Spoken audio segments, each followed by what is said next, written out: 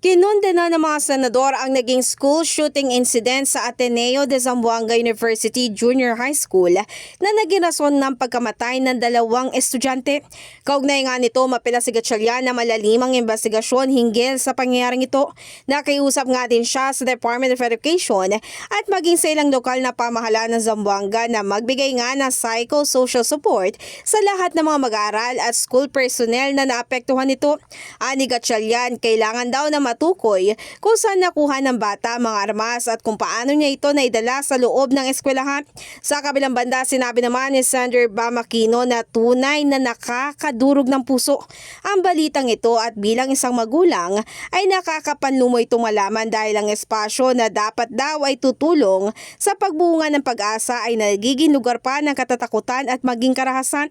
Samantala, sinabi naman ni Senator Mark Villar na mahalagang matukoy agad ang banta sa mga eskwelahan nang sa gayon daw ay mapatatag ang seguridad dito at matiyak ang kaligtasan ng bawat isa. Naniniwala naman si Senator Robin Padilla na malaki ang epekto ng social media sa mga bata.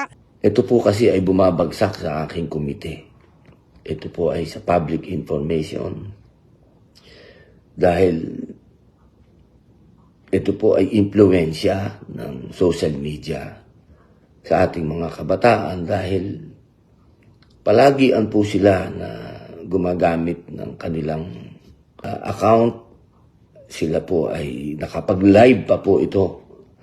At nakalaki po ng epekto talaga sa mga bata ng social media.